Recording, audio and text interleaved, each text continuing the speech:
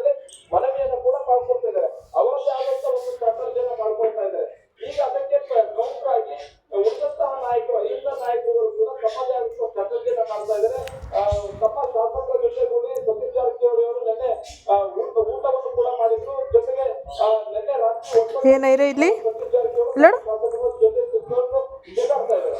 ಇನ್ನು ಬಹುಮುಖ್ಯವಾಗಿ ಇವತ್ತು ಬೆಳಿಗ್ಗೆ ಬ್ರೇಕ್ಫಾಸ್ಟ್ ಮೀಟಿಂಗ್ ಅನ್ನ ಮಹದೇವಪ್ಪ ಅವರು ಹರಿಪ್ರಸಾದ್ ಅವರ ಜೊತೆಗೂಡಿ ಸತೀಶ್ ಜಾರಕಿಹೊಳಿ ಮಾಡಿರುವಂತ ನಂತರ ಸಿಎಂ ಮನೆಗೆ ಬಂದಿದ್ದಾರೆ. ಸಿಎಂ ಮನೆಯಲ್ಲಿ ಕೂಡ ಇವತ್ತು ರಾಜೇಂದ್ರ ಅವರು ಸೇರಿದ್ದಾರೆ.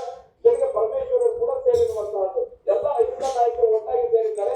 ಮುಂದಿನ ಕಾರ್ಯತಂತ್ರದ ಬಗ್ಗೆ ಚರ್ಚೆ ನಡೆಯುತ್ತದೆ. ಒಂದು ವೇಳೆ ಸಿಎಂ ಬದಲಾವಣೆ ಅನ್ನುವಂತ ಚರ್ಚೆಯನ್ನ ಬಂದಂತೆ ಆ ಸಂದರ್ಭದಲ್ಲಿ ನಮ್ಮ ಆಯ್ಕೆ ಹೇಗಿರ್ಬೇಕು, ಒಂದು ಹೊಸ ಮುಖ್ಯಮಂತ್ರಿ ದೇಶನ ಮುಂದೆ ಇಡಬೇಕಾ, ದಲಿತ ಮುಖ್ಯಮಂತ್ರಿ ಆಗಿರ್ಬೇಕಾ, ಮತ್ತೆ ಐದು ನಾಯಕತ್ವದ ಬೇರೆ ಯಾರಿಗಾದ್ರೂ ಈ ರೀತಿಯಾದಂತಹ ನೇತೃತ್ವವನ್ನು ವಹಿಸುವ ಒಂದು ಚರ್ಚೆ ಆದ್ರೆ, ಮತ್ತೆ ಮೊದಲ ವಿಚಾರ ಏನಾಗಿರ್ತಂದ್ರೆ ಸಿದ್ದರಾಮಯ್ಯನ ಉಳಿಸಿಕೊಳ್ಳುವಂತದ್ದು. ಮುಂದಿನ 2.5 ವರ್ಷಗಳ ಕಾಲ ಹೇಗೆ ಉಳಿಸಿಕೊಳ್ಬೇಕು ಅನ್ನುವಂಥದ್ರ ಬಗ್ಗೆ ಮೊದಲ ಚರ್ಚೆ ಆಗುತ್ತೆ. ಒಂದು ವೇಳೆ ಹೈಕಮಾಂಡ್ ಅದಕ್ಕೆ ಒಪ್ಪೋದಿಲ್ಲ, ಬದಲಾವಣೆ ಬೇಕು ಅನ್ನುವಂತ ಅನಿವಾರ್ಯತೆ ಸೃಷ್ಟಿ ಆದಲ್ಲಿ ಅದಕ್ಕೆ ಪರ್ಯಾಯ ನಾಯಕತ್ವ ಯಾರು ಅನ್ನುವಂಥದ್ರ ಬಗ್ಗೆ ಚರ್ಚೆ ಆಗುತ್ತೆ. ಮತ್ತೆ ಡಿ ಕೆ ಶಿವಕುಮಾರ್ ಅವರು ಹಲವು ನಾಯಕರುಗಳ ಜೊತೆ ಈಗ ಚರ್ಚೆಯನ್ನ ಮಾಡ್ತಾ ಇರುವಂತಹದ್ದು.